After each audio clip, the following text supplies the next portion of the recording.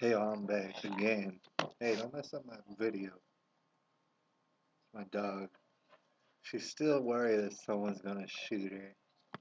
She's moving around the laptop.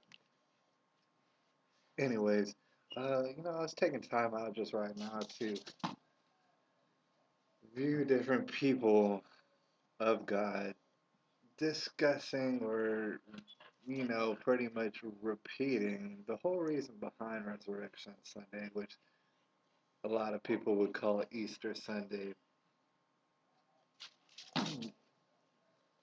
And of course, it really is about the resurrection and why he called Good Friday, because of course Sunday was even better, and that's why we celebrate it, or that's why Christians celebrate it. A lot of people celebrate it for different reasons,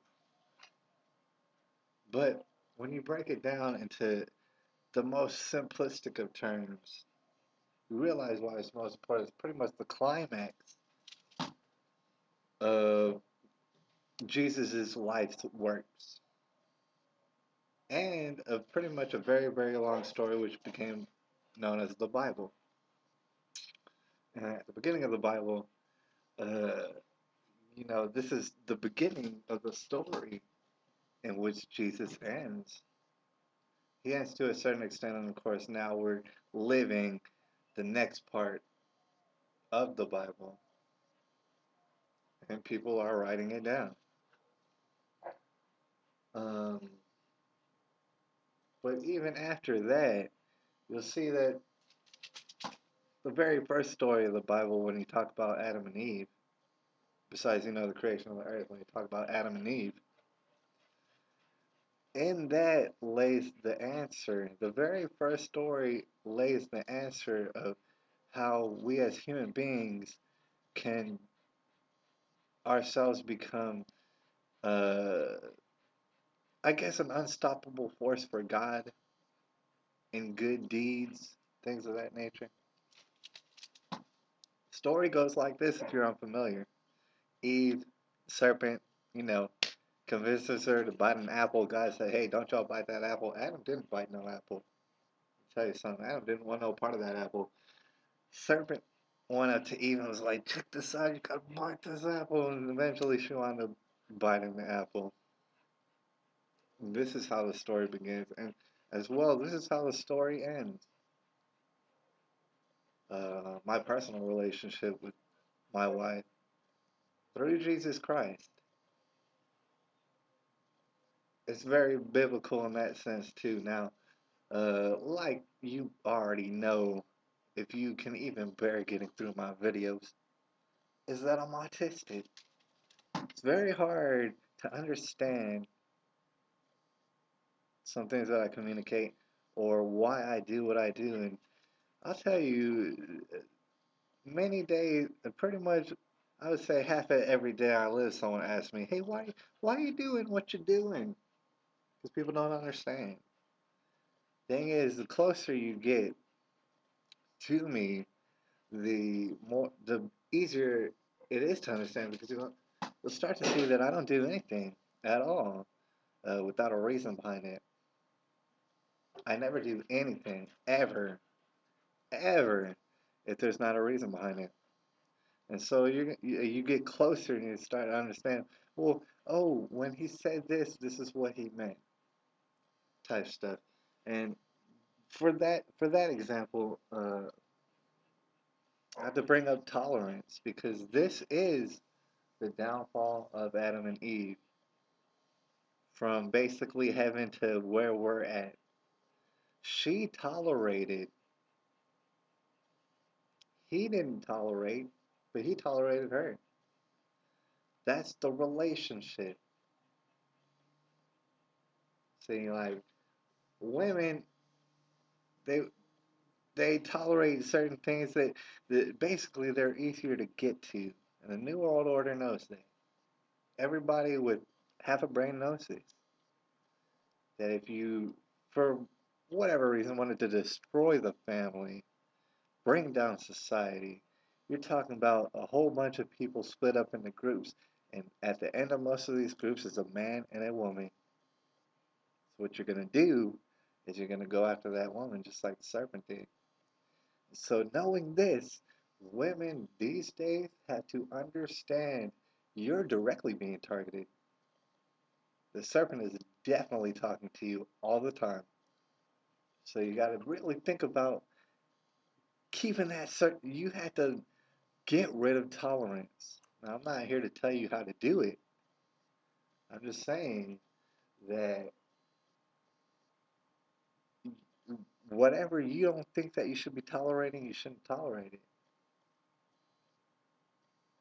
And men basically shouldn't tolerate it either. Usually, how it happens is that the women, maybe through the television or through their friends or even family members, will get programmed in a certain way to accept things and to tolerate things. And in public schools, for instance, you are absolutely indoctrinated in tolerance and acceptance. And this is why I do most of the things I do, you know what I'm saying? People can't understand it is because simply I understand and I'm living by the rules of the Bible in which things are not tolerated. When you find out that certain things are not of God and are not how He sees things to be or should be, you start to not tolerate things and you basically have zero tolerance for these things. And so even that is confusing, but I mean if you just keep that in your mind when you're thinking, oh, why is he talking about this? Why is he speaking about certain things in such a way? Just know that it inevitably is coming back to this book called the Bible.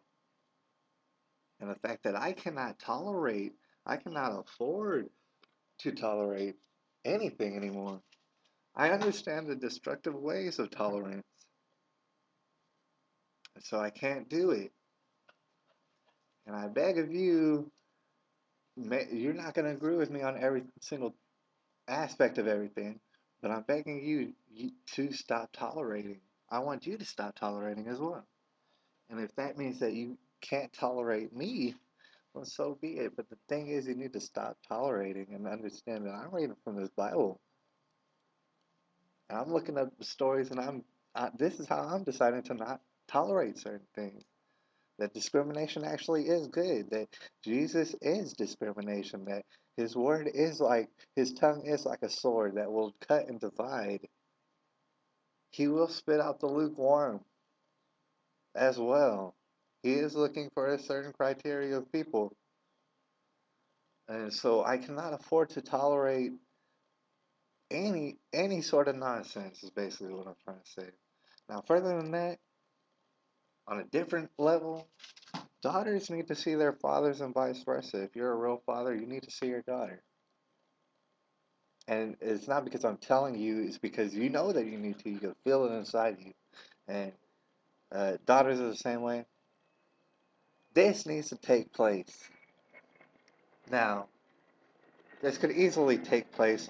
I don't blame anyone. I want to come out on the internet and tell everybody I don't blame any person for me not being able to see my daughter. I can't see her. I don't know where she's at. I don't know how to contact her. I don't know where she goes every day. She's literally in hiding from me.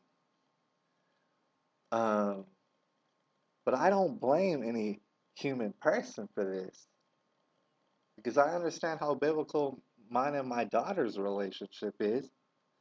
And the only thing that could ever dare separate or try to separate me and my daughter is the devil. And if everybody understood that, then things would operate a lot easier. I don't blame anyone for this except the devil because the devil's behind it. All right, I know I have to pay God a debt, and I try to do that as good as I can. Every day I try to do that, but at the same time, only one entity would ever think to separate me from my daughter, and that's the devil. And you know what's funny about that? It's something that maybe he doesn't understand. is that you could put us on very separate ends of the earth, like exactly the opposite ends of the earth. You're never going to separate me and my daughter because we are the same person. She's kind of a concentrated version of me, like just a more better version. But regardless, you'll never separate us. It's impossible. And the reason is because of the past. Sounds kind of crazy, but the devil, he tries to control the present. And he definitely wants to control the future, but he can't control the past. And in the past, truth and reality has happened. Me and my daughter's bond was automatically just unbreakable in the way that our past already happened. Our hormones already mixed. We're already inside each other's DNA. She's always going to look at things and question them. You're, I'm talking about for strangers, this is an autistic child. You might not understand, but the thing is, she's always going to question it, what it is that you're saying to her. And I mean, a lot of that could come from her mother, but honestly, we all know where that comes from. There's no separating us. Only the devil would have the audacity in thinking that he could simply by making sure that we don't see each other. And it's preposterous. And I mean, everybody standing in my way and in line with the devil, you're gonna get it. I want to talk mad shit about you. I don't care what you go ahead and do. Ain't nothing gonna stop me. Jesus's people aren't going anywhere. I heard someone chanting that. I want to say Anita Fuentes, the evangelist. She's very good. She was chanting it the other day. Christians need to understand, and already do understand, that they're not going anywhere. The devil can try to do whatever the devil wants to. It's gonna accomplish nothing. Anyways, that's the end of the video. Happy Resurrection Sunday. I hope you do it upright.